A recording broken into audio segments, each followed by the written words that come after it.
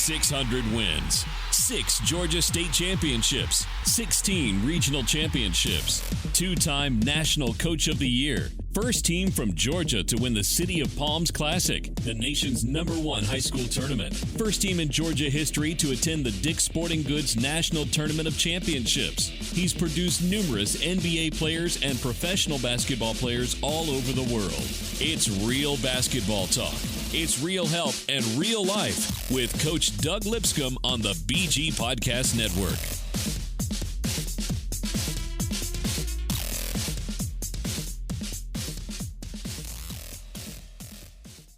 And welcome back to Real Life Basketball. Darren Sutherland, yours truly, with a coach. 600 wins, the legend from the state of Georgia. All kind of state championships and everything else. I always build him up. Coach Doug Lipscomb. Coach, how you doing today, my friend? Feeling really well. Man, had a big weekend. We got a big show today, probably one of the biggest shows we've ever had. 3 great interviews coming up. We've got Christian Jackson with Duke basketball. Got assistant coach Sharman White with Georgia State University, and legendary high school coach David Boyd. And, folks, if you don't know David Boyd, I promise you need to stick around for Coach Boyd because he's always got some interesting things to say, don't he, Coach? Yes, all the time. All the time. Not just some of the time, but all the time, and had some good teams back in the day. Coach, you had your big tournament this weekend, but before we start all this basketball talk, I've got to throw this out there. Cody, last week, I was the only person in the room that picked Georgia, so props to your host, Darren Sutherland, for picking the Bulldogs over the Auburn Tigers, which Coach picked the Tigers and our producer, Cody, picked the Tigers. So props to me. I'm gonna go. Y'all wasn't going to say it. I know y'all wasn't going to say it because y'all are hateful like that. But anyway, and I also want to bring up the fact that Gonzaga did win a squeaker against Incarnate Word. Beat them by 40-something points. So congratulations to Mark Pugh for that tough game. But, Coach, we had the big tournament last week, the Carriage Automotive Classic up at Milton High School. Good attendance by all. Good games. Tell our folks a little bit about it. I really enjoyed the day. It was a good day of basketball, and I'd like to give a shout-out to everybody that participated in the shootout, the explosion. But teams I think that got better this weekend, basically all of them, but I definitely want to touch on base with Trinity Christian, played well. Lithonia is going to cause some people some problems. Langston Hughes was in very good form. That was the defending state champions. And Pebblebrook hasn't really dropped off because they've gotten a lot better as far as more people contributing and outstanding shooters. Rockdale, they came back on Milton. It was a tough game right there, but overall, this weekend was a lot of fun. Man, and it was a lot of fun. If you missed it, go out and see some great high school basketball right now. Some of the top teams in the nation are located right here in Georgia and around the southeastern United States or anywhere in the world that you are. Watch high school basketball. Some great players out there like R.J. Barrett down at Mount Verde in Florida. Bo up in Seattle at Finney. I love that name. I just love to say it every week. Bo, B-O-L-B-O-L. He's going to Oregon next year. And then the big cat over in Spartanburg, South Carolina that everybody wants, Zion Williamson. Find him. Go see him play. Google him. Do what you got to do. Zion's a player you want to watch. Coach, let's talk a little bit because we're going to have a Christian Jackson with Duke basketball coming up with Duke. He's a writer for @Blue Devils on Twitter. @Blue Devils, one of the top Twitter handles for folks that like Duke basketball. Man, Duke basketball is pretty good this year, don't you think? Almost definitely. It's funny. I read this weekend 500 consecutive weeks. Coach K has kept Duke in the top 20. That's kind of amazing, don't you think?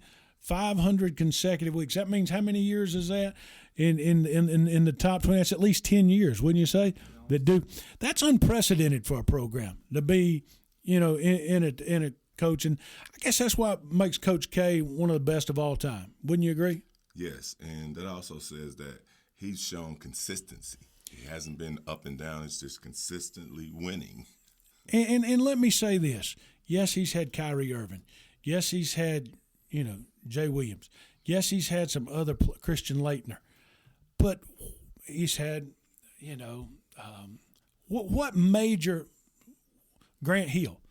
But what major players I mean, we're talking LeBron, Kobe, Michael Jordan. What major players has Coach K ever had?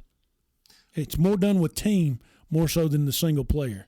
Wouldn't you kind of think that? Well, I think he's had the opportunity to deal with the USA organization as well, and that's also helped him being known throughout the world.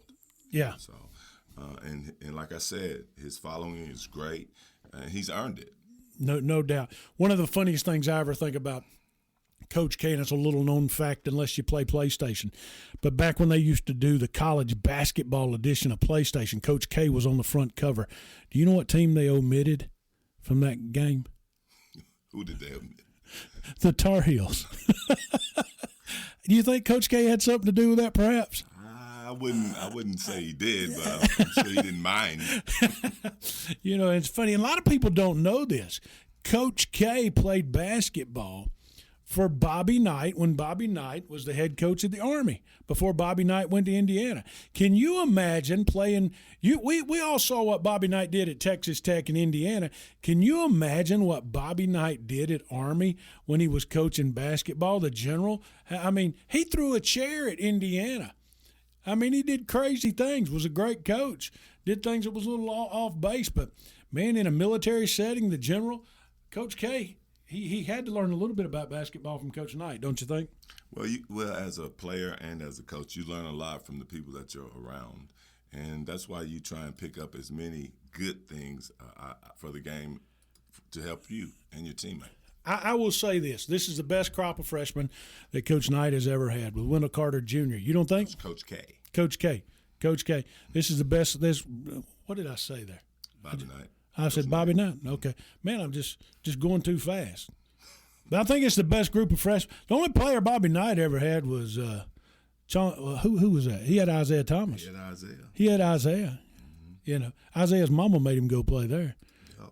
Larry Bird didn't want to stay there. Remember that? Larry Bird left, went to Indiana State. But Coach K, Wendell Carter Jr. this year, he's got Mr. Trent. He's got Mr. Bagley. He's got your former player. Yes, Jordan Tucker. And he's got my favorite player, Grayson Allen. So let's go to the Carriage Automotive Group Skype line and talk to Christian Jackson with @Blue Devil. And welcome back to Real Life Basketball. Darren Sutherland, Coach Doug Lipscomb in the studios once again this Monday afternoon. And we're talking now on this Carriage Automotive Group Skype line to Christian Jackson. He's a Twitter handle guy and writes a lot of good information about Duke basketball. Christian, how you doing, my friend?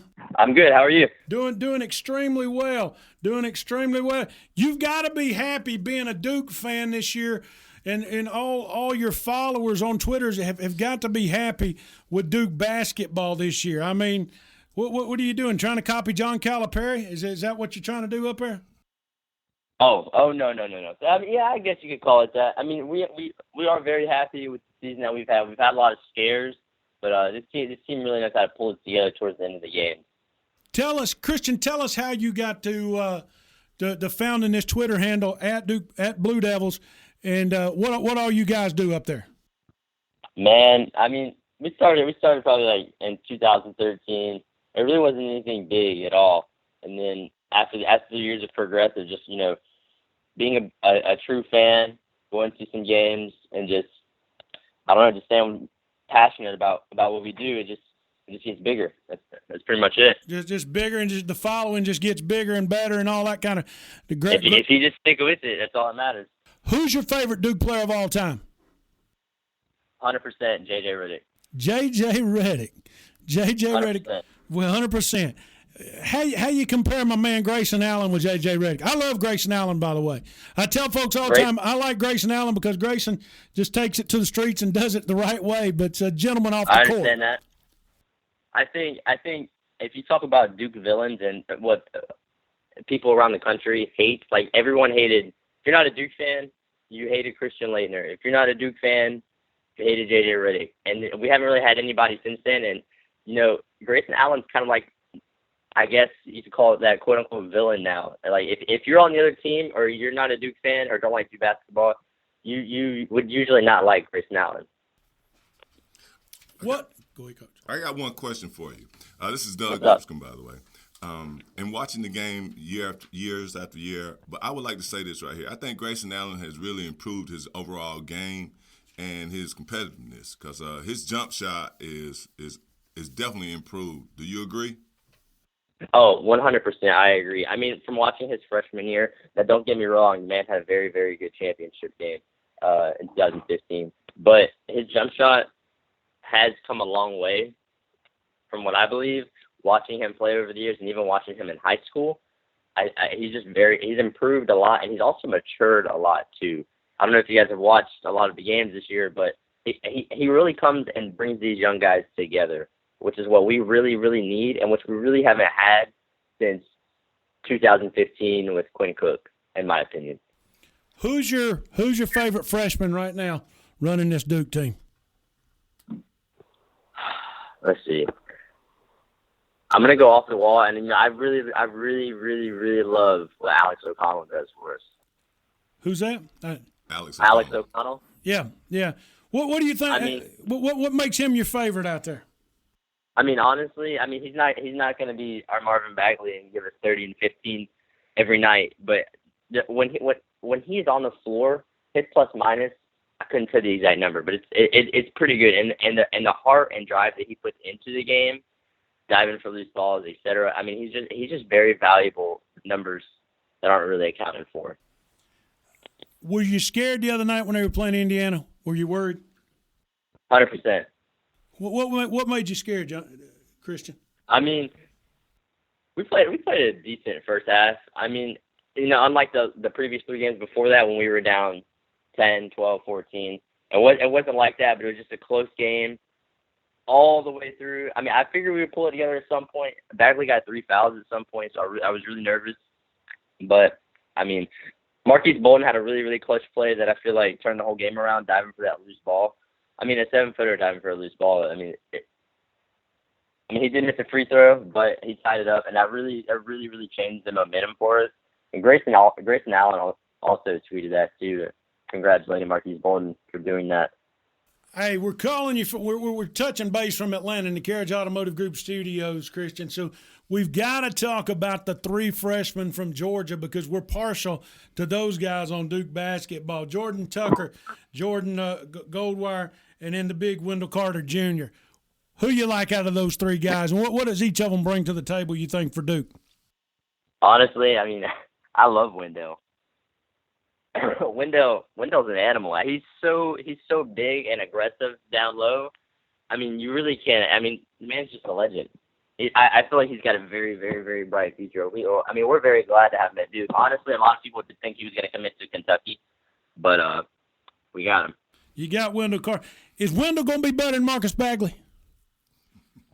Bagley's getting all the attention, but Wendell's paying his due under there. Well, I mean, yeah, the other night against Indiana. Are you speaking from like at Duke or? In 10 years from now, who are we looking at? Who's the better player, Bagley or Carter? Marvin Bagley, 100%. I feel like the man's going to be a star. Yeah. Bagley's going to be something.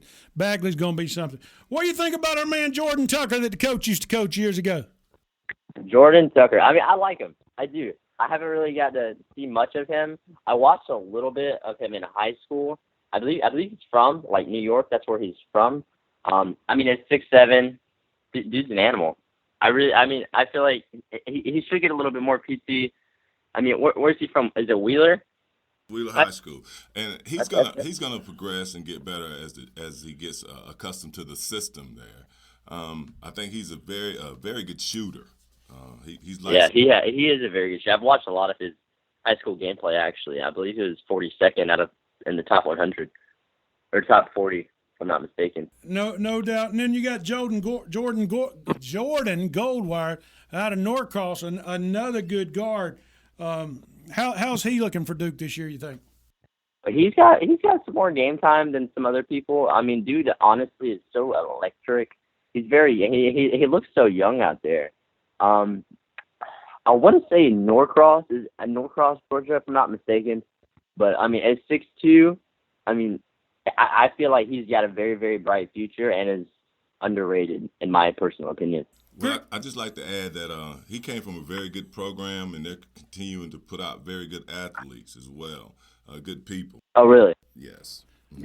Christian, how many of these guys that are freshmen this year are one and done? If I had to put my opinion into it, I would say Bagley's out. Wendell. Bagley and Wendell? I'm thinking I want to say Gary Trent. I'm not sure. I feel like he's got to improve a lot more in order for him to make that decision. And maybe Duval, but I personally think Duval will stay, and then that will be it. Who?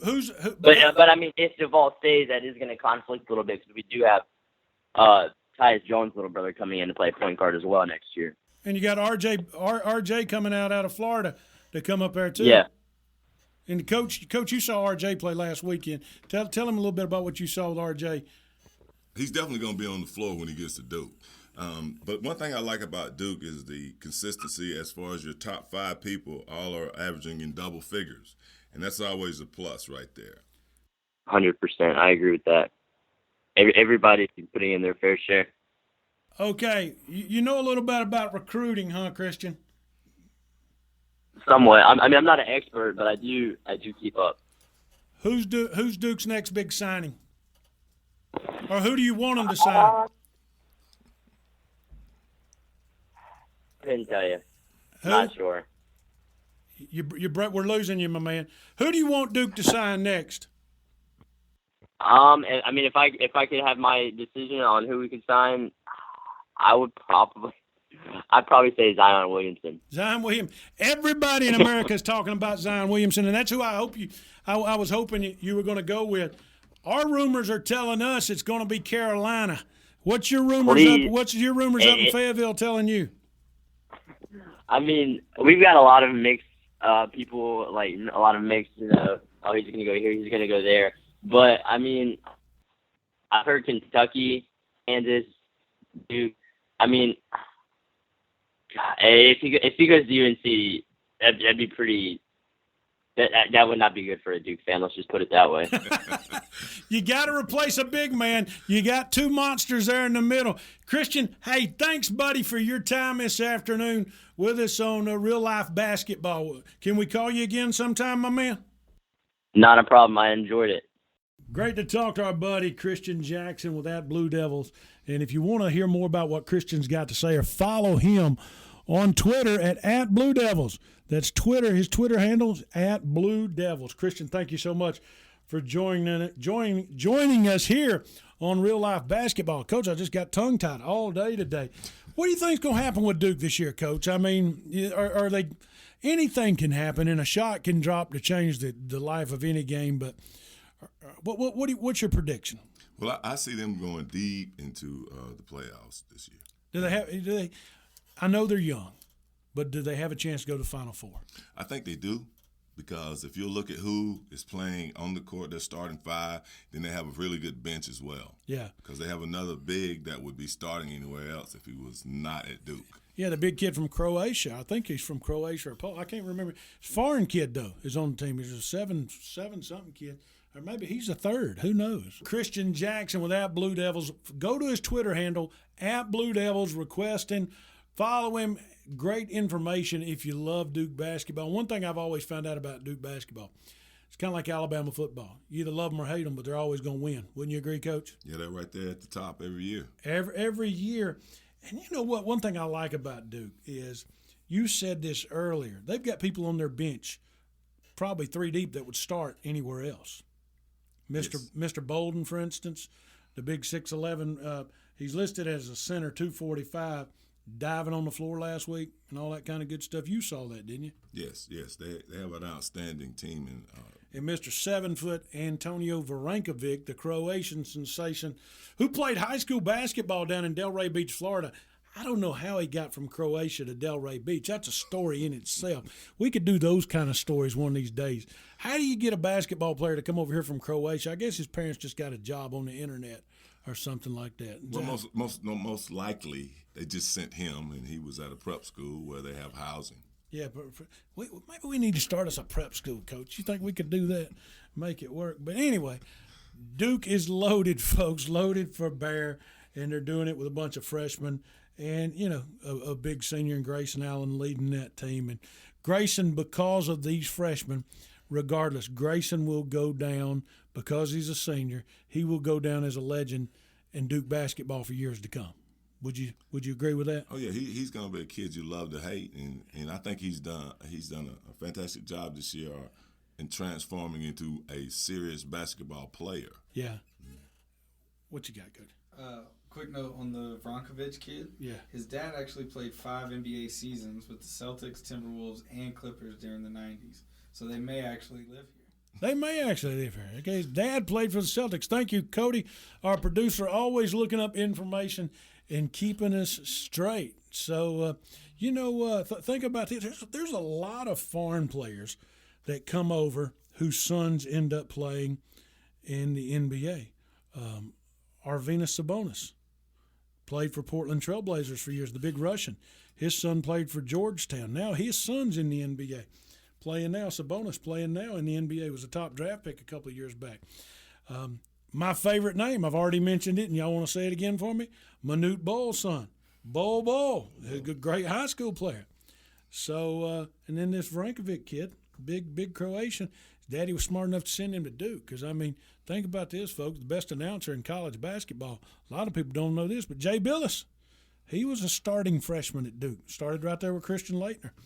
Back in the day.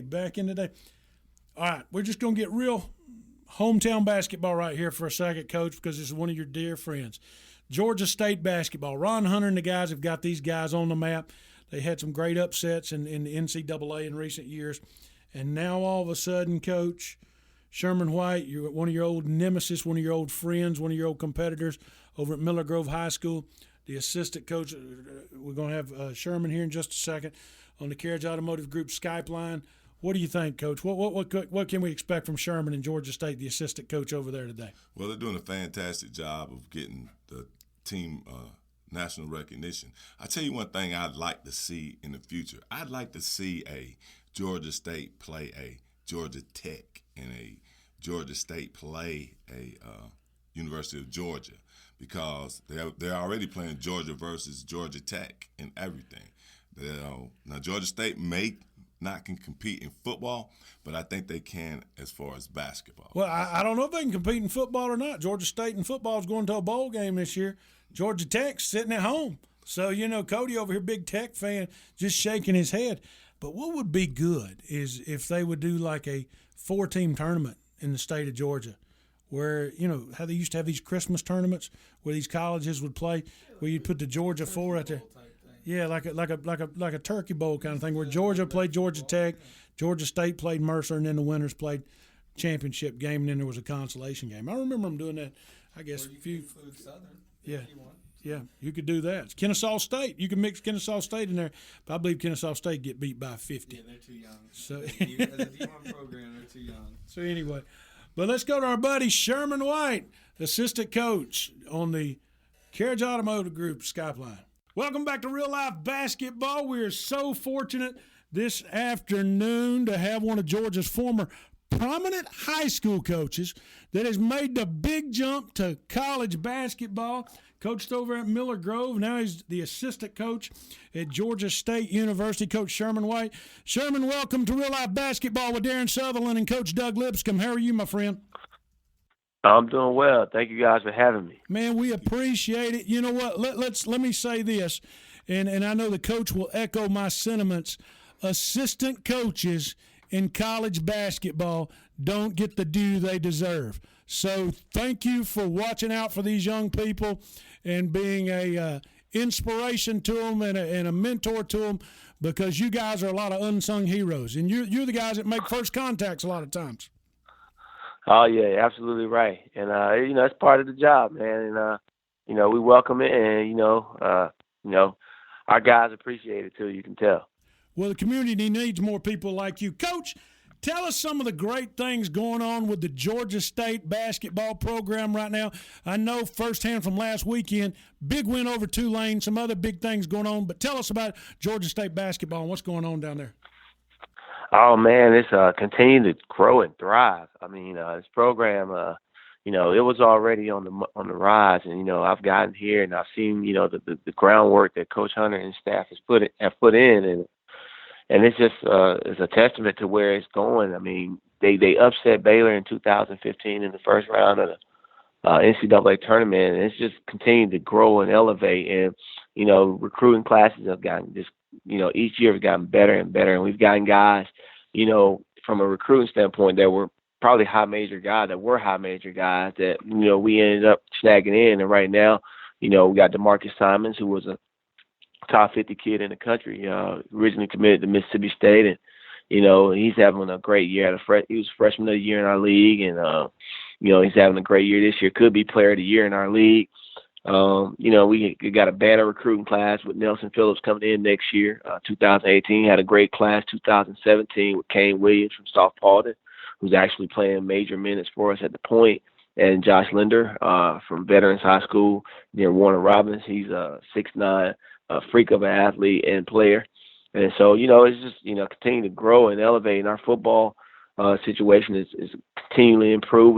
We purchased a former Turner Field and converted it to a football field. And, the football team is now bowl eligible from having a good year. And so, things are just on the move to one of the, probably most urban schools you'll ever see in the country. Well, thank you very much, first of all, because, this is Doug Lipscomb. I'm glad you came on to talk with us this morning. I want to say first and foremost that I think you're a very positive addition to the Georgia State staff, as well as the other guys that are on that staff with you.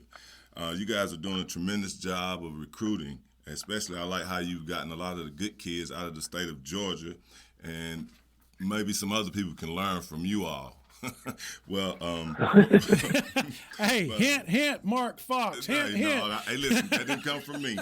But I'm just keeping it real, Coach. I'm just keeping it real. Let me ask you this. I like it. How do you want to explain, or can you explain your transition from being so successful in high school and going on to the college level? Oh, it was the first year was, I'm gonna be honest with you, it was very challenging. Not so much because of the basketball, just all the nuances of, a new job basically. Learning how things are done. Being able to do them my way so much for the last 20-some years, or 20 years or so, and now having to come in and adapt and learn the different things I needed to learn in order to be effective at the position I'm in. And so it was a good transition the first year. A lot of things were coming at me that I didn't quite know and quite didn't understand, but once I got it figured out, and now the second year has been a blast. Just knowing how everything goes and learn the things that Coach Hunter desires and wants in the program, and the kind of players that we need to recruit that are going to fit this system. It's just been a blast, and it's been great, and he's a great guy to work for. He's been all the way positive and always encouraging, and just keeping me at a point where I understand that we're trying to grow this thing. I got you. Hey, Coach, let me ask you this right here: being a former coach, and then you had to step into the shoes of being a top recruiter. Can you explain to me how you felt when you had to actually really go and be a recruiter?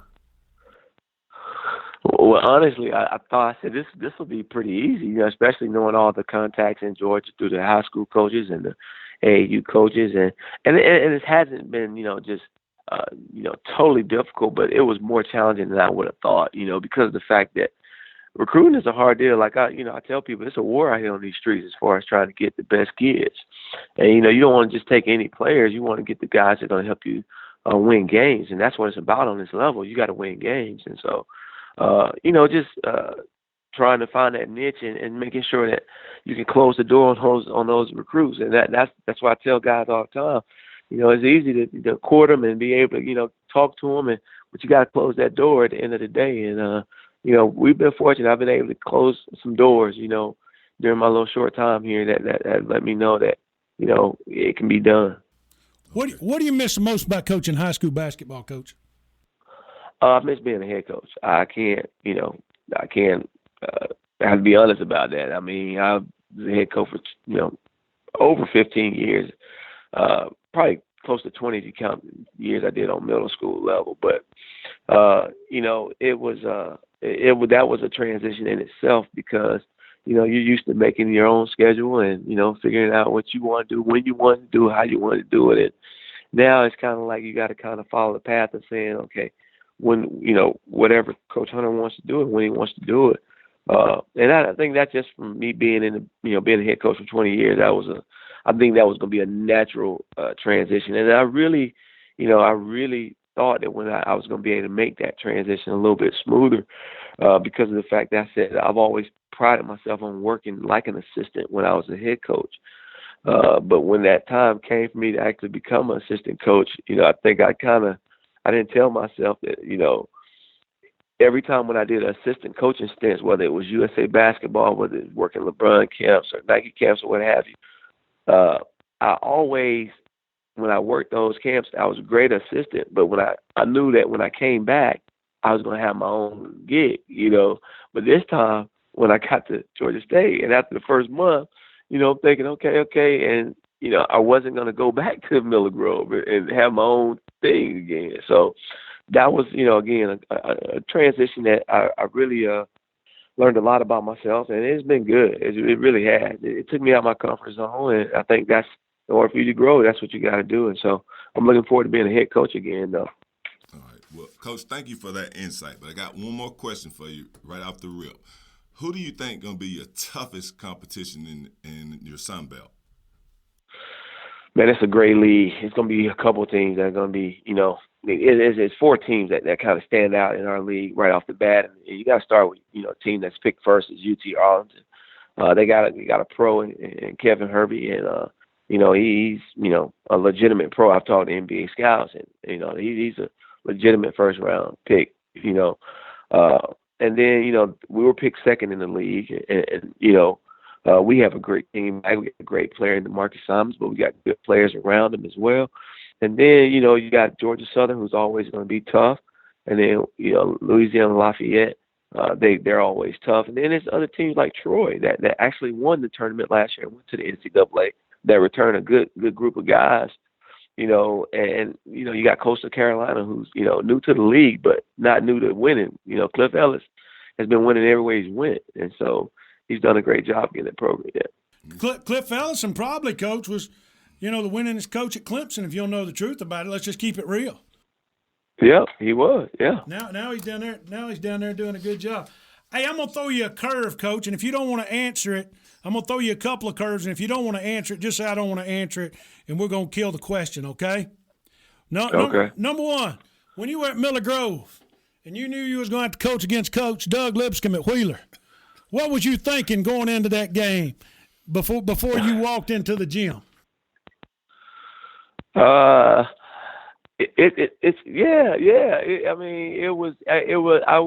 wanted to beat him. That's what I wanted to do when I walked into that gym. I wanted to beat him because this is one of the greatest coaches. First of all, it was an honor and a pleasure to be able to coach against him. I looked at that first and foremost because he's a good friend, not just someone that I'm competing against, but someone that I set the bar. He set the bar, and so I wanted to. Of course, I wanted to match weights with him and see if, we can beat him. So that's the first thing. And he knows that because that's the same thing he's thinking when he come, to play us. So I think that was the first thing. The second thing was, his teams were always so talented. And, he had a great mix of guys. But not only that, they understood how to play, for him. And that was the biggest thing. They knew his system. They knew where they had to be. And, it made it tough. It made it really, really tough. So I've played him a couple of times, but I haven't been able to get him, by no shadow of imagination. But, I've always, enjoyed competing against him, but we always cheer for each other from afar because we weren't in the same classification. So, it was mutual respect. Most definitely. Who was some of your mentor coaches that you looked to in basketball other than Coach Lipscomb, who you've mentioned here, my co-host? Who's some of the other guys? Carter Wilson from Decatur, George Lunsford down in he's at a private school now down in but he was from Baldwin County, Don Dollar, those guys, Doug started it all. If we could get him tell some stories, we'd have some fun one day. You know what I'm saying? Oh man, what are you talking about? Great guy though, knows his basketball. I can tell you that. Yeah. Here's another question I'm gonna ask you, and I know you ain't gonna answer it, but I'm gonna ask you anyway. Okay? All right. I'm gonna tell you like this. Since we keep it 100 around here, I love what you were able to do at Miller Grove simply because you shine light on Georgia, you shine light on your program, and you shine light on your kids, first and foremost. And we try to produce a product that everybody would want to come to their program. So you did that, and you kept them on a national schedule. You didn't run and duck and hide from anybody. And the good thing about it is we opened the door to go to the Dix Classic, the Dix National Championship, and you did that before you left Miller Grove. So I'm so proud of you for doing that, because we paved the way. Now, who's going to do it next, Coach? That's what I want to know. Right. Yeah, that's a good question. But man, we when that happened, when y'all were trailblazers for that, that was probably one of the happiest days of my life as a high school coach in Georgia. When that happened, not so much because we weren't going the year y'all were going, but that gave our guys something to look forward to the following year. That was on our docket as far as our goals. That was our number one goal, to be honest with you. We winning the state championship we knew we couldn't go to Dix if we didn't win the state championship. So that was already a given. But that set something, a precedent, and it gave us confidence to actually go in there and actually win a game, because of what the foundation that was laid by you guys. And so, that was probably one of the most monumental times in Georgia basketball history, I think, for that to happen. And I remember the push and the fight you guys had to try to make that happen. And I thought it was just, incredible for it to happen. And, it's kind of opened some other doors, I think, with Georgia High School where it concerns basketball. I mean, you got 4-man workouts now. It's things that are being, taken now because that wall was kind of shaking up a little bit. And I give you guys credit now as far as who would be the next one.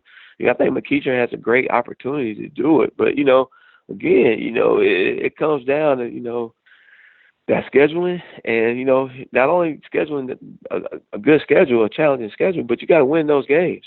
That's, at the end of the day, you ain't going to get there losing those games. Mike Thompson told me he ain't going nowhere to play long distance unless they give him a seat in first class. I just want you to know that on the airplane. So just let that alone. I'm teasing. Coach is over here laughing at me. Coach White, you talked about Georgia State as a great up-and-coming inner-city program. How long do you feel like you're going to be on the level of some other great inner-city programs like Xavier, St. John's, Georgetown, and DePaul? Coach Hunter's building a terrific resume. How long till you get there, Coach? I mean, I know you've got goals, and how long does Georgia State get there, in all honesty?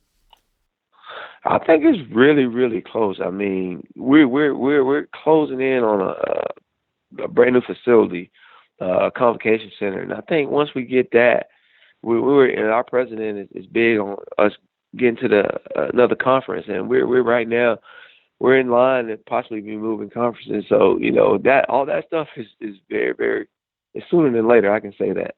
That's nice. You know what?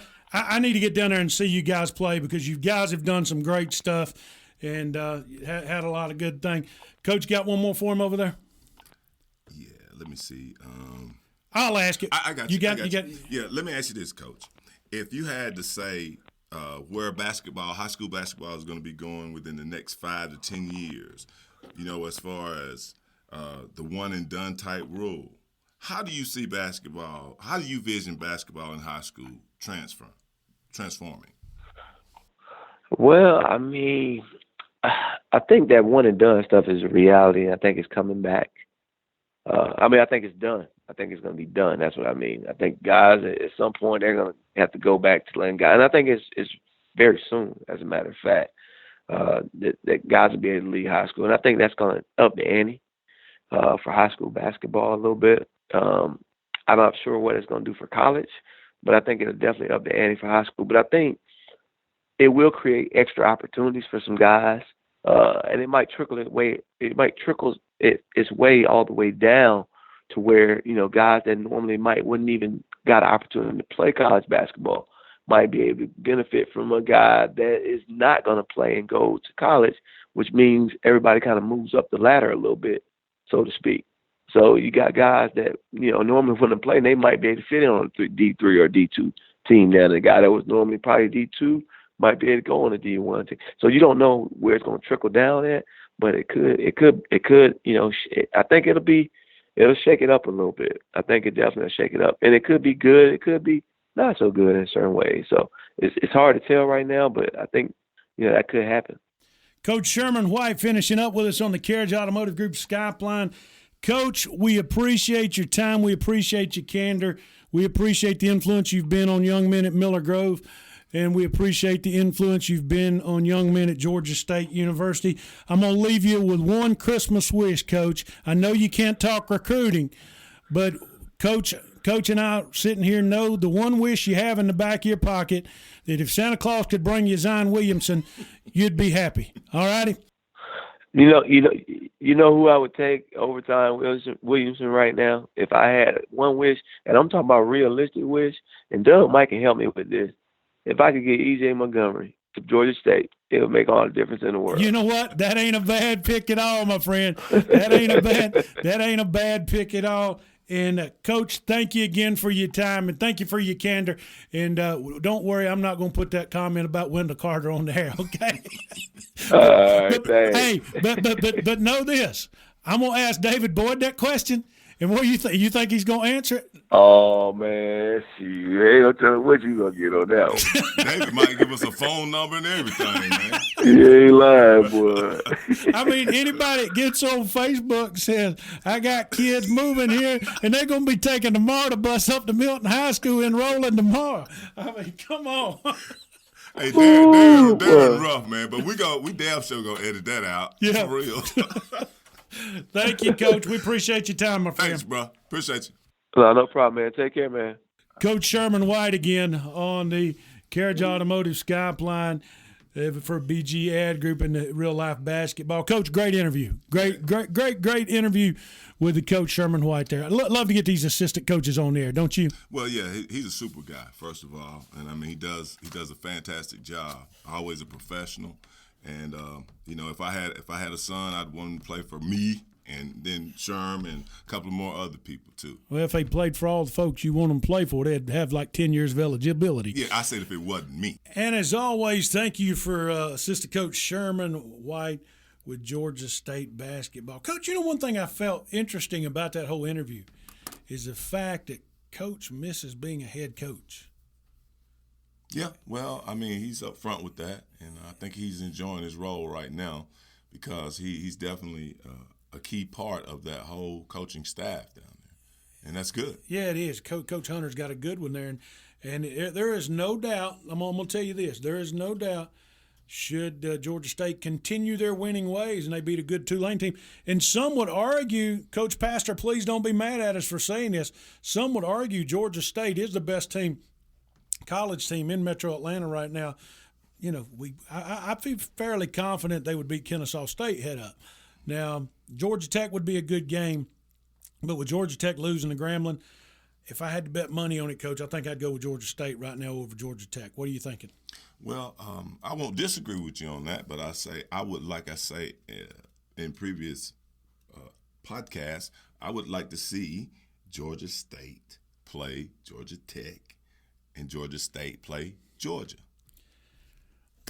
Since we've kind of got into talking about Georgia, quote-unquote, basketball, and there's so many – and what people don't understand about Georgia high school basketball, if you're listening to the show anywhere in the country, Georgia high school basketball produces tons of players. Just like you heard us talk with Christian Jackson, there are 3 players on Duke's starting roster, 4 players, 3 or 4, Coach? I think it's 4. 4. Wendell Carter Jr., right here from Metro Atlanta. Jordan, what you got? Jordan Tucker, right here from Metro Atlanta. O'Connell, right here from Metro Atlanta. And the kid from Norcross. Right here from Metro Atlanta. Mark Fox didn't get him at the University of Georgia. Coach Hunter not getting them at Georgia State. And Mr. Pastor at Georgia Tech's not getting them. There was a time, though, Coach, in your 25 years in high school, when if Bobby Crimmins walked into the gym, it had the similar effect. And maybe I'm wrong here, and you correct me if I'm wrong. Now, Coach Crimmins is a good man, and you know him.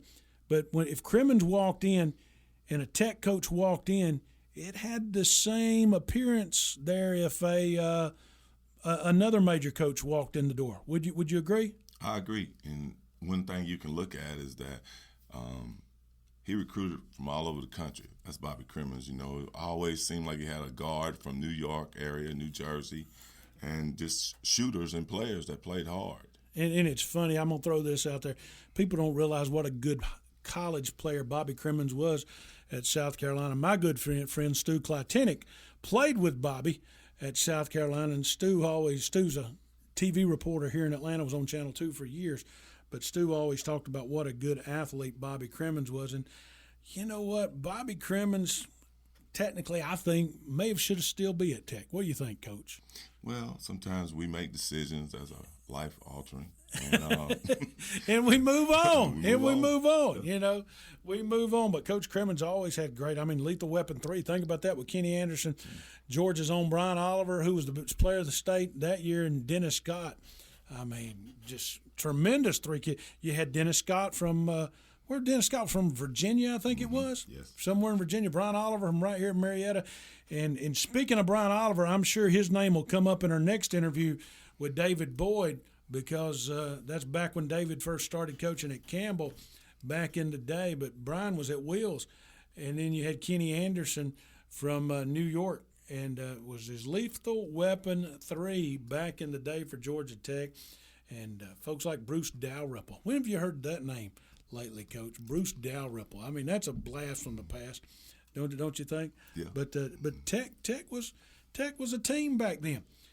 Hopefully Coach Pastor can get them back on that national resume, because the only time we're seeing Alexander Memorial filled up is when Duke comes to play or UNC comes to play. But, you know, Tech's got some ways to go. And Georgia, we'll talk about their basketball program later. I mean, they did have some key wins this weekend. They beat Marquette, which was a good win. Marquette's always been a good, solid program, one of those good, solid programs. Cody, what you got? Another interesting basketball tidbit: the Lakers are enforcing a LeVar Ball rule. He is none of the players are allowed to have their guests interviewed after games anymore. So, LeVar Ball, his daddy could be on the team. His dad, I guess they're referring it to, if your daddy comes in the locker room, he can't be interviewed. They don't want him interviewed on the floor. They don't want him interviewed in the locker room. They don't want it. It says post-game policy prohibits media from interviewing any guests of players after the game. So basically, shutting LeVar Ball down inside the Staples Center. Well, he'll just set up camp right outside the door when you go outside. He'll chill outside with his Baller Brand tent, try to hawk those shoes that nobody wants. Where do you see this going, Coach? I mean, you've been in administration with basketball teams and had some great players, okay? And where do you see the Lakers going with this? Because this is just the beginning of a problem. Let's just face it. It's the beginning. If they're making rules like that, it's poked at one guy. It's poked at one guy. What are you thinking? Well, listen to this. Once again, he's accomplishing what he set out to do. You're still going to be talking about him, whether it's good or bad. That's right. So now we're doing marketing all over again. So he can set up his tent outside of the Forum, wherever they play, and people are still going to want to talk to him. Yeah. They're still going to have reporters because he's built that Baller Brand. So, wow. You know, you got to hand it to him from a marketing sense. I mean, he's taken, let me say this. He's taken a player that is not, and I feel fairly confident in saying this, and maybe I'm wrong. He's never going to be Kobe Bryant. He's never going to be Michael Jordan. Coach, I'm even going to say this. He's never going to be as good as your former player, Jaylen Brown. Well, I won't make that comparison right now, but it's like I say, when I start talking about marketing, I'm talking like this. I'm gonna ask you a simple question. Have you seen anybody with a pair of those shoes on? Yes or no? No. Okay, so he's still getting I that. wouldn't know the difference between Baller brand shoes, and I'll give you a brand that was out years ago, British Knight. When's the last time you seen a pair of British Knights? Right. 25 years, 30 years? If I seen a pair of Baller brand shoes, I wouldn't know the difference between those and a pair of Walmart shoes. Right. Quite frankly. That's what they look like, to be honest with you. They look like Walmart. A knockoff Kobe Bryant shoe. Cody, do you know anybody's got a pair of Baller brand shoes? I don't. Where do you buy Baller brand shoes? Exclusively on his website. You cannot get them in stores, so only on his website. How much are they, Cody? $500. They start at $500. My bad. See, once again, we bought into what he was doing. We're talking about him now. We're talking about him, giving him 5-minute commercial right here on the Real Life Basketball Podcast, where we keep it real. And, hey, thank you so much for listening week after week to Real Life Basketball Podcast. We've had some great guests. Stacey Davis going to be back on with us. Cody, what are you laughing about now, my man? Okay, so I take back the $500 where they start at because he's got a pair of flip-flops for $220. And the prices range from $500 to $1,200. $500. You know what? This is what we got to do, Coach. We got to do this. I want you. We're fixing to go to an interview with Coach David Boyd in just a second. Okay. Now, Coach, you're not much for asking. I always seem like I have to ask the off-mark questions. But if you've ever followed Coach Boyd on Twitter, he's a big Nike guy. Always has been a big Nike guy. Okay. I want you to ask him this question. Is it true, David, that you are the first high school coach sporting the Baller brand logo? And just see what the man says. Can we do that? We'll do it.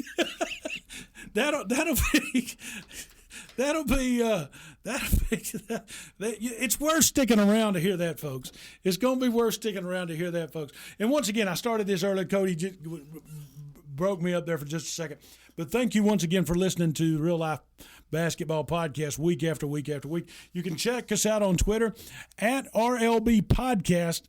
At RLB Podcast. Coming up in the next couple of weeks, Dick Vitale is going to be with us. We've got some great coaches from around the country going to be with us. We like talking to the head coaches, but we also like talking to the assistant coaches and the high school coaches. Why? Because they keep it real. That's why we call it Real Life Basketball. It's a cross between the barbershop and the front porch right here where we keep it real. Thanks once again. Hey, let's go to the Skype line. Let's plug in our buddy from down in St. Simons Island, Georgia, living a tough island life down there, David Boyd, on the Carriage Automotive Group Skype line right here on Real Life Basketball. And welcome back on the Carriage Automotive Group Skype line, going all the way down to St. Simons, Georgia, to one of my Smyrna guys. Now, he's a Smyrna man, even though he lives in St. Simons Island. Legendary Metro Atlanta coach, David Boyd. Coach Boyd, how you doing this afternoon? Well, doing very well. Enjoying it down here. It's rough. It's about 65 degrees, nice breeze, sun out. Already had a nice walk on the beach and enjoying my volunteer coaching over at Brunswick High School with Chris Turner and playing a little golf. Still hadn't set the course record yet, but enjoy playing. Hey, well, Coach, say hello to your former nemesis and friend, legendary Wheeler High School coach, 25 years, 600 wins, countless state titles like yourself, Coach Doug Lipscomb. Doug, how you doing, man? Great. It's good to talk to you today. Yes, sir, Coach. We had a lot of battles over the years, boy. I tell you what, every time we played, it was nip and tuck and a full house, and always great for Georgia basketball. And throughout all those years, we kept a good, friendly relationship. I think we were always glad that the other one was still coaching. so that, you know, you could take more of the critics at one point, and then I'd take them back. We just kind of went back and forth like that. Well, I really think that people enjoyed talking about us, not that we're – yeah, I don't think they were really complimenting us, Coach, if you know what I mean.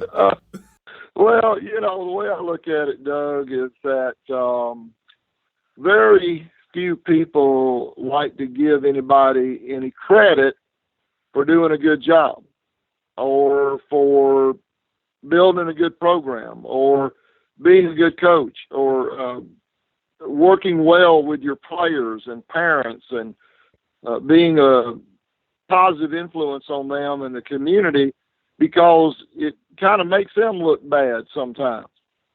And so they're very hesitant to give credit. But, I always appreciated it coming from someone like yourself or some of the other, Ron Links and some of the other great coaches out there, Ron Bell, Joe Dix, people like that, who will give you credit because they understand it.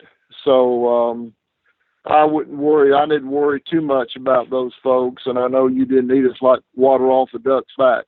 Yeah, that's true. But I tell you what, Coach, it's like this right here. I've always enjoyed just from the outside looking in on how you did things, because you were definitely a trendsetter. Because and we had a discussion the other day, and I'm not trying to throw anything out there rude, but when you're a good coach, people want to play for you. So people back in the early or midway through the 90s was starting to have problems with, say, your programs and my programs, because people wanted to play for us. They had to find something wrong with that. Now, Coach Doug, I'm going to take it back further than this, and me and Coach Boyd's have this discussion. I think people wanted to play for him back in the early 80s because, Coach, I think I've told you this back when you were at Campbell and I was a student at Wheels. If they would have combined those teams back in those days, how many state championships would you have won consecutively, you feel like? Well, I don't know if I'd have been the coach, because Charlie Neal was a great coach, no question about that. But, we had a great run back in the early 80s where Wheels had a great team, and then we were fortunate to have a great team, and then Wheels probably for about 6 years, from about 1980 through 86. We had a great run, and we were able to win a state championship. Wheels was able to. We had a state runner-up. I think they had a season where they were 30-1, got upset, I think. You're right. It was just unbelievable. Ricky McKinney, Darrell Bedford, Joel Sadler, Cal Boyd, Brian Oliver, Dale McCullough. The list just went on and on.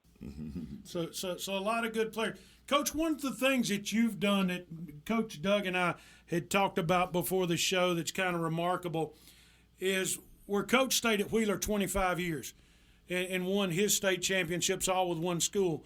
You've probably won more high school state championships with different teams than any coach in Georgia high school basketball history. Make sure, I think you won one at Milton, Campbell, Tucker, and at Berkmar. Did I miss one, Coach? Right. Or are those the four schools you won with? No, sir. And we were fortunate this past year.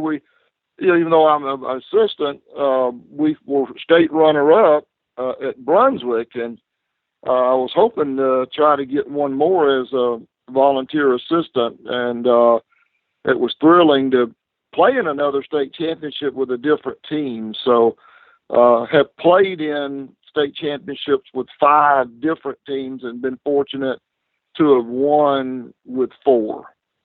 Nice. That's great. Coach, how has high school basketball evolved from the time you've got involved with it until today? I mean, we've seen the influx of the private schools. We've seen the influx of the shoe companies. How has it changed? I mean, that's not a 60-second answer, but what's the first thing that comes to your mind when you think of the change in high school basketball? Well, I just think that the game has become more important, more popular. You've got some of your better athletes now focusing just primarily on basketball rather than 3 and 4 sports like they did, back in the 70s and 80s and even into the early 90s. And then you have kids at schools like it with Doug who go on and play in the NBA. You just didn't see that quite as much as you do now. I would say from a population standpoint that the state of Georgia probably produces as good a basketball players as any state in the country. And, I watched Jaylen Brown play for the Boston Celtics, and I remember him his freshman year playing for Doug, and he was a great kid, a tremendous athlete, but he was very raw and, just really had a long way to go. And, Doug helped him develop into, third player picked in the NBA. And that goes a long way. If I'm a parent and I see that, I won't, if I think my son has a chance to be pretty good, maybe he can be even better playing for somebody like Doug. So I just think parents have become a little bit more aggressive about trying to put their child in the best situation that they can. Well, I agree with you, Coach, and I thank you for that. But I'm going to say this right here. If you've won at every place that you've gone, so it would also make me feel like I can't go wrong with this guy, with you. But let me ask you this right here. When you first started coaching, do you feel like you had to deal with parents at that time the way that coaches have to deal with? Oh, no. No, not at all. Parents let the coach. I rarely had a phone call, rarely had a meeting. Of course, I didn't have any emails because we didn't have that back then, or text messages. But I do agree with you that there seems to be more access to coaches from parents, and I do think the expectations sometimes are, unrealistic. Everybody's not going to play Division I, so maybe you get a chance to play NAIA or Division III, or maybe just go to school and try to get a good degree and a good job, because a team of 15 players, you're fortunate if you have more than a handful that are good enough to play at the next level. Right. I agree with you. Coach, let me ask you this question too. If you had to summarize, and I know it's tough, but if you had to summarize your coaching philosophy, because let me tell you this right here. I felt like as my coaching philosophy, I wanted to set a good example. I wanted us to know how to work on the court and in the classroom, and I wanted to be family oriented. Can you tell us what you think your philosophy was? Well, Doug, I've always believed that if the kids that play for you did not feel that you love them, that they were not going to play hard, they were not going to be dedicated, they were not going to believe in your system. So I always wanted my players to know that I cared a lot about them. And sometimes when I get on to them, it's because I love them and want them to do better.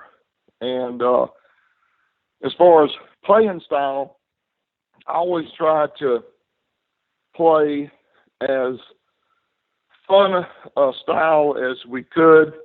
I didn't want to walk the ball up the floor. I wanted to try to push it as much as we could, let the players demonstrate their talent on the floor, not hold them back, not overcoach my team and kids, but to let them know that we would be prepared for any situation that might occur and give them confidence in that. That's good. Coach, no doubt the geography of basketball in high school has changed. How has the private school development changed high school basketball in the state of Georgia and around the country compared to when you started? Well, not all private schools, but many of them can sort of take advantage of their academic situation, the fact that they might be a little bit smaller and kids can get a little more individual attention, the fact that maybe they can play with other great players who have come to that school and get, more recognition. And I think there's sometimes a pretty strong, connection with parents who want their son to play on a great team and great program. And so I think there's sometimes a strong connection there to kind of encourage, kids to come and play. And then when you can offer financial aid, that makes a big difference. I look at Mount Verde in Florida, and I know Doug is very familiar with them. They have the greatest situation on earth. They have one of the best academic schools in the country. It's private. They can house a kid, feed them, pay for their tuition, Nike sponsorship, play a national schedule. They're a member of their Florida State Association, so they get all those benefits. They just can't play for a state championship, but they're more interested in a national championship. They've got a great coach in Kevin Boyle, who they pay 6 figures. And you got kids playing in the NBA. And so I would love to have had an opportunity to coach there. People will say, Coach, you recruiting these kids. You bringing them in, you recruit. And what I would say to them is, what do I have to offer? I don't have any scholarships. I can't pay for books and tuition. I can't afford to pay for somebody's housing. The only thing I had to offer was me. And so that was my answer to the recruiting. I didn't have anything to offer except myself. And see, that's what people really don't want. They don't understand when they look at your track record. And that's what I always want to be known for. Did we produce good quality players and people? Right. And Coach, let me throw this out here for our listeners that are listening to this.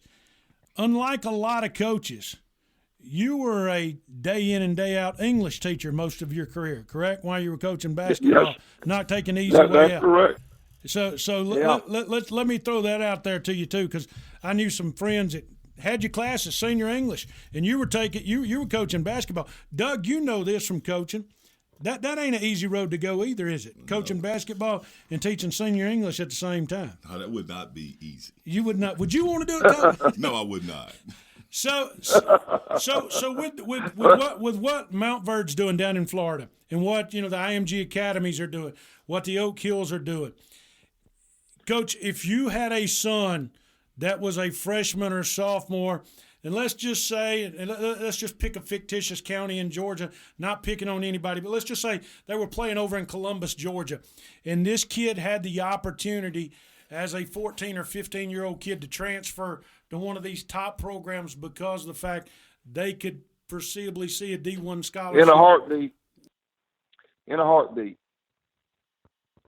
In a New York minute, if they had the opportunity to do that, and I knew that they were going to be, taken care of and then coached up, and it was a good situation for them.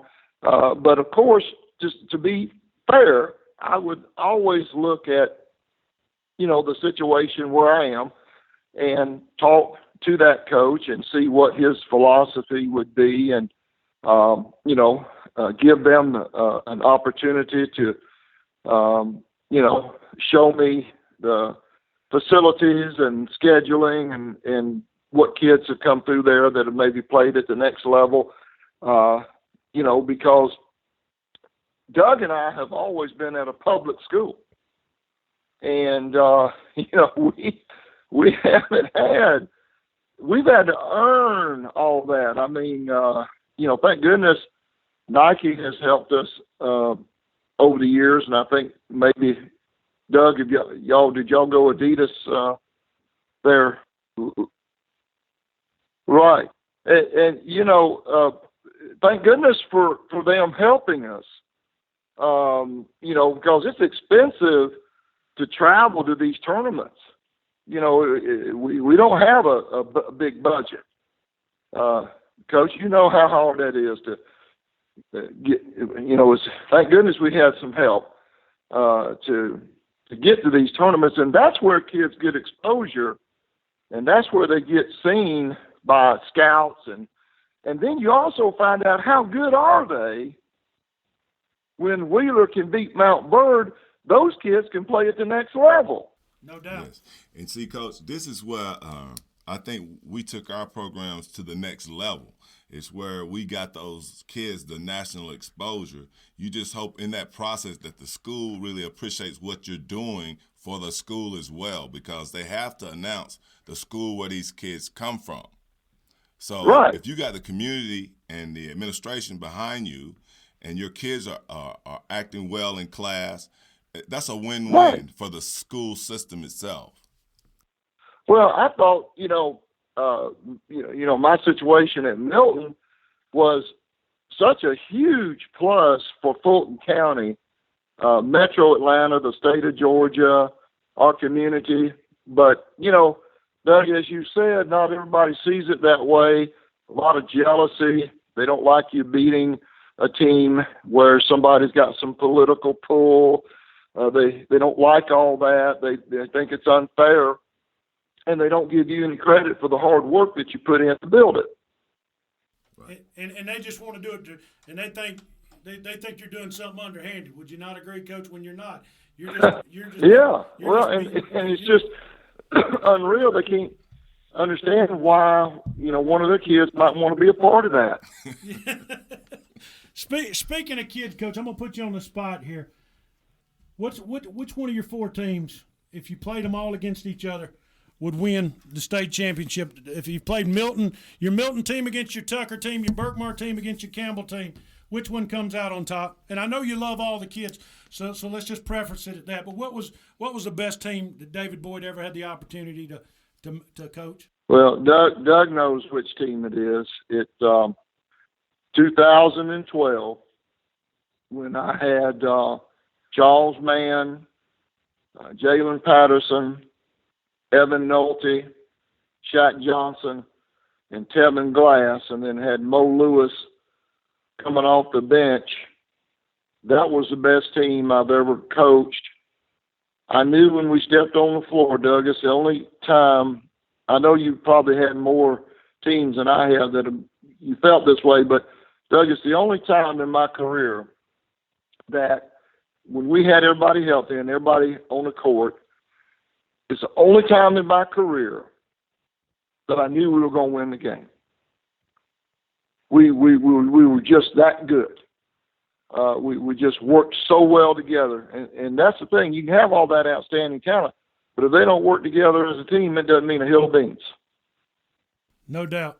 And that was my best group.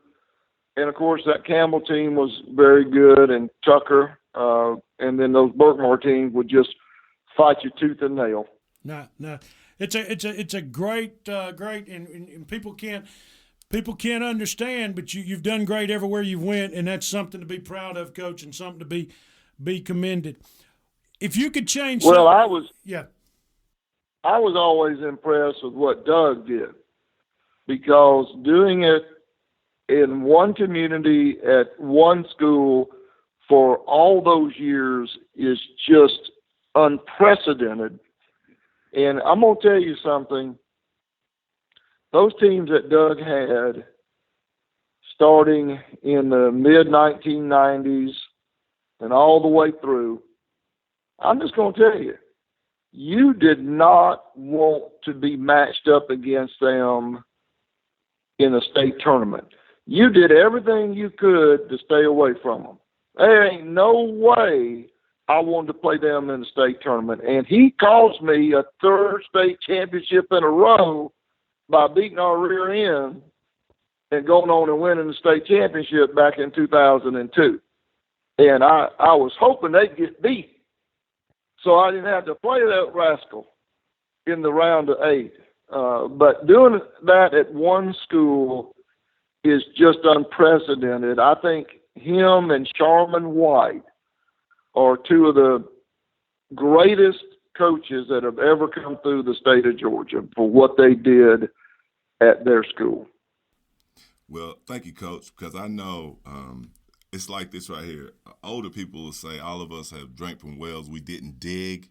And so what I'll say that to say this, that I had to actually watch how you develop your program.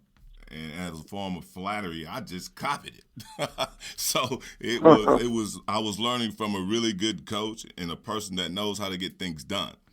We had a discussion one day, and we looked at each other like, for real, there's not a program that I can think of anywhere that someone did not move into that area and they become more dominant. It just doesn't happen. Right. So that's a form of flattery as well. Yeah, a lot of examples of that, Doug. A lot of examples of that. And, you know, those kids may have just wilted on the vine if they had not been put into a good situation. And I know a lot of people don't want to hear that. And they, you know, just want to think, you know, high school should be just fun and games and, you know, like rec league. But when you're talking about a $200,000 scholarship, we used to say, you know, that's business right there, man. We're on a mission here. We're not here just to have fun and games and be a part of the rec league.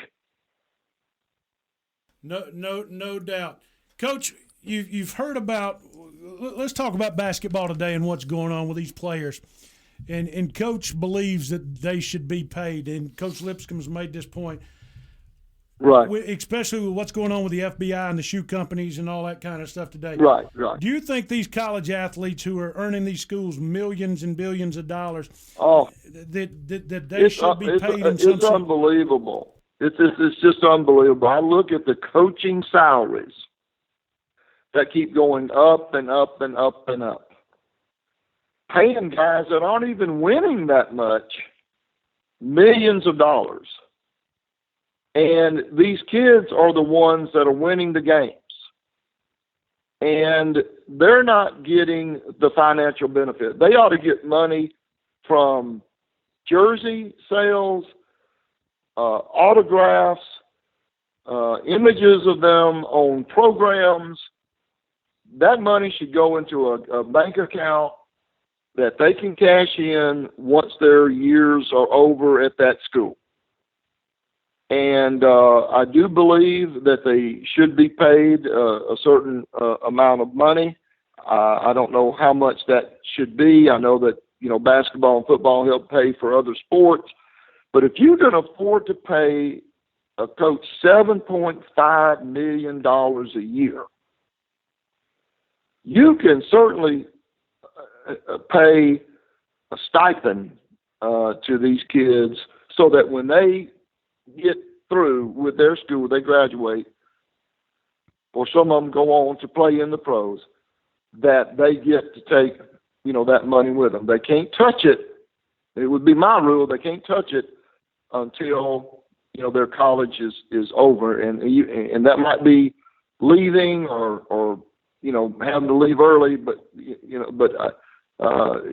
because just too many temptations from boosters and donors and alumni and shoe company, maybe it would slow that down some if the kids were getting a piece of the pie. Coach, there's no doubt, because you and I both realize, let me give you an example. 2 top 5 picks in the NBA draft after one and done this year are Mr. Bagley up in Duke and Mr. Parker from Duke, okay? As this stuff waters down from the college ranks to the high school ranks and one and done is over with,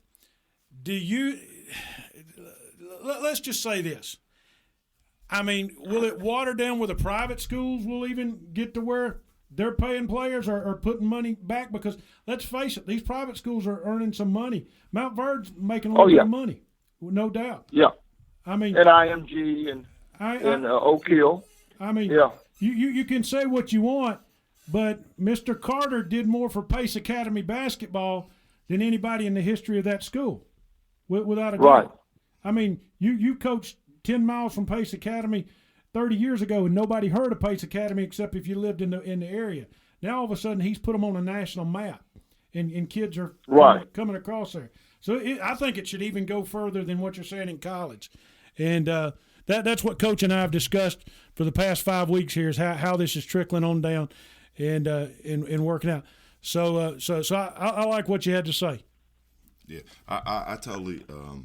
We get it, Coach, as far as those schools making that amount of money, and they need to take care of these kids where the kids not walking around saying, well, I'm hungry. I'm just right. Can't even order a pizza on the weekend. Yeah. Or the coach can't buy them one or something along that line. Right. That's crazy. Who's the best college basketball team in the state of Georgia right now, Coach? Who's the best team in Georgia? Probably McEachern. No, I know you. McEachern's probably the best college team too, but no, who? Yeah, I thought you just were talking about high school. Yeah, no, talking about college. Yeah, Coach Thompson over has got a good thing in McEachern, but as far as college right now, who's the best team? Georgia Tech, Georgia State, Kennesaw State. Who you got the best right now in the state of Georgia, Coach? In college? I think it's pretty close. I think Georgia State is really building a great program there. I like what Coach Hunter's doing. And, of course, Sharman White is helping bring great kids in. I think Georgia is having a good year. I think Georgia Tech would have gotten off to an even better start if they hadn't lost those kids to the suspension. I would have said probably Georgia Tech before that because of what they accomplished the year before, and the kids that they had brought in would probably be 1, Georgia 2, Georgia State 3. I think Mercer is good. Kennesaw State is getting better. Georgia Southern with Chucky Brown. They've got some good players. West Georgia traditionally is really good. Tony Ingle does a good job with that Dalton State bunch up there. So there are a lot of good programs. I always wish that I could have had a college team because I felt like I could have brought in some really good kids just from the state of Georgia and won a lot of games. But, I never did really get that opportunity, and I don't regret it. It's just I wish I had. I felt like I could have done a good job, and, of course, I know Doug could have done the same thing. Sometimes it's tougher when you've been in high school for a long time because you actually start making a little bit of money and you got family to take care of, and it's just difficult to try to just get a part-time or small assistant job somewhere that late in your career. And then the college says you don't have college coaching experience. And what I would tell them is my Milton program could beat some of these college teams. And boy, they did not want to hear that. Right. I'd beat your ass. I'd beat your ass with my team, boy. You don't have any college coaching. I beat your butt with my team. Exactly. You're recruiting my players, but I don't have any experience. Yeah, that's right. That's fun. Yeah. Well, hey, I should be. One time, this is pretty funny. Now, again, we're saying this in a very much a joking way. Keep that in mind. Mark Fox once said, That gummit, you had a better recruiting year than I did. Yep. Hey, listen, I've heard that too. Like, you're the best recruiter in the state of Georgia. And I'm like, yeah, right. Okay, whatever. But see, you know, on the lighter side, we can discuss things that other people can't say. Now, I'm going to tell you, if I worked for the NCAA and I had a job, the first time I heard this story, I just looked and go, this can't be real. This booster guy from Georgia Tech flew the kids out there, let him stay at his house, and then supposedly because they didn't call him on his birthday, he turned them in. So my question is, what kind of friend and what kind of situation is that? That's as far as it gets. I mean, and then you help the guy who was on some kind of, drug issue or something, helped him, and then it turns its back on you. Oh, boy. Hey, look, let me make sure. When your birthday, because I'm going to make sure I call you. Hey, here's the thing. If you got friends like that, I'd hate to see what your enemies look like. For real. Hey, or who's the guy? Wouldn't you hate to be known as the guy that turned the kid from Houston in for playing in a church league basketball game? Did you hear about that? Oh, boy. I mean, it's well, but see, there's just so much jealousy and infighting and wanting to get credit, and I always say a team could accomplish a lot if you didn't worry about who got the credit. Most definitely. Coach, if you would have had a son that was a Division I recruit, and we got to hurry up and get through here. But I did have one. Okay. That was a Division I recruit. If he could have played, he played tennis. He played tennis instead. That's right. If he could have played basketball and played for any coach out there, who would you have wanted him to play for in the NCAA? Well, that's a good question. I think there are a lot of really good coaches out there. I think that I'm prejudiced because my son, went to North Carolina and played tennis, and we followed, obviously Dean Smith and then Roy Williams. I like the way that Roy Williams coaches. He seems like a great rapport with the kids. They play a high up-tempo, fast-paced, fun game. He plays a lot of guys. A lot of their guys go on to have success in the NBA. And here's the thing, Doug, here's something I'm going to tell you you may not know. How many kids from Duke have won or played on an NBA championship team? Well, I know it's got to be, you're going to go, I can't give you a number, but I know you're looking at Jordan, you're looking at James Worthy. No, I'm talking about Duke. Duke. Oh, well, now, I can't say. Grant Hill didn't do nothing in the league. I mean, he was a solid player, but he wasn't a superstar. Yeah. Yeah, see, that's the thing that a lot of people don't realize. The North Carolina kids have had much more success yes. in the NBA than any kid from Duke. So, I know that some of these Johnny-come-latelys over there have, done well. Mm-hmm. But if you think about it, Danny Manning, I think, won his last year, or Battier won one, I think, with the Heat. But think about all the North Carolina kids who've done that. Yeah. No doubt. No doubt. So I would probably say Roy Williams, even though I do think that Coach Krzyzewski is probably the best college coach. If my son had a chance to play at the next level, I'd want him to play for Roy. You've mentioned you're a community coach, Coach. What else is going on in David Boyd's life these days? Let all your friends and neighbors out there know. We're supporting my wife's niece, who is a senior in high school. She's from Cumming and is living with us, and she's doing dual enrollment at Coastal Georgia, and she'll be a freshman in college at the end of her senior year of high school. Wow. So that's really exciting.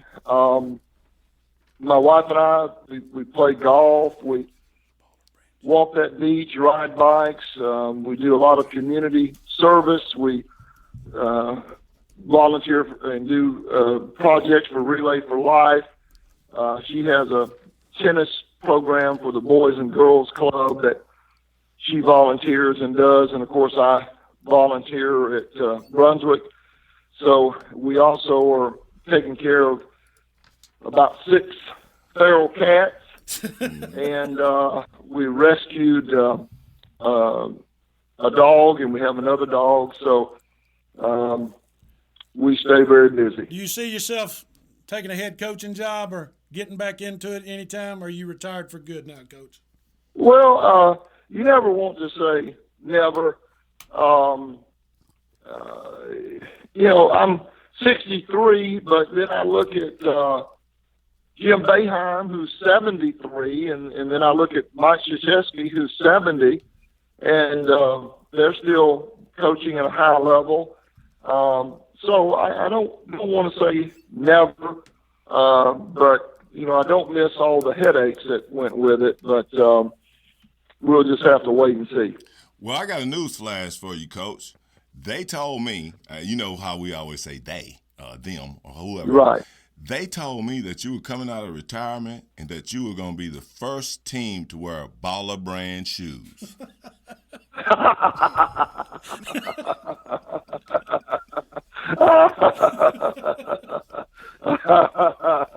No, sir. Oh, man. That's not happening, Doug. Well, Yeah, boy, I tell you what, I've been rumored for a lot of things, but not that one. Well, Coach, we certainly appreciate your time this afternoon on the Carriage Automotive Group podcast line. And thank you for your insight and your candor. And it's always a pleasure to talk to you about basketball. And not only a great coach, but a Georgia high school coach, historian, and state champ. And thank you for taking the time out of your day. And I know you want to say, go Dogs. That's right, boy. Yes, sir. Go Dogs. And I'm going to make sure that big Warren McClendon, 6'6", 305-pound offensive tackle for Brunswick High is going to be a Georgia Bulldog. All right. Make it work, Coach. Make it work. We appreciate it. We'll talk to you soon, all right? All right. All right. Thanks, Yes, Coach. sir. All right. Okay, Dad. All right, bye-bye. Coach David Boyd on the Carriage Automotive Group Skype line. I know we've went a little long with the show today, Coach, but you can't interrupt something like that when he's giving great information. Can you, Cody? Absolutely not. That was a lot of fun. A lot of good insight. And if you're listening outside the state of Georgia, know this. Coach has coached some great college players, won 4 state championships at 4 different schools. And he was always tough. And you know what I like about Coach is he's just so frank in his discussions and so open. Let me add another footnote. Coach Boyd coached Charlie Smith. Charles Mann. No, the first African-American to play at North Carolina. Really? No. Okay, cut that out, Cody. His son played for him. Scott. Charlie Scott. Charlie Scott. Cut it out. Yeah, cut it. Just cut it out. Yeah. Okay. But Coach did a good job, for years in Georgia. Hey, thank you once again for listening to the Real Life Basketball Podcast. You can find us on Twitter at RLB Podcast, or you can always look me up, D Sutherland #2, or Coach D Lip on Twitter. Follow us. We'll be happy to send you out some information.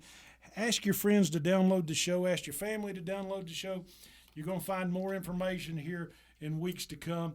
And where else are you going to get just time to listen to great folks like David Boyd, Sharman White, and the writer for Duke Basketball, up Christian Jackson, telling you the inside scoop. We've got great stories coming up in a week to come. Doug, Coach, thanks for another great week. I appreciate it. Thank you, too. We didn't even get to talk about NBA, but, heck, we'll do that next week. We'll talk to you again right here on Real Life Basketball, brought to you by BGA Group Podcast Network.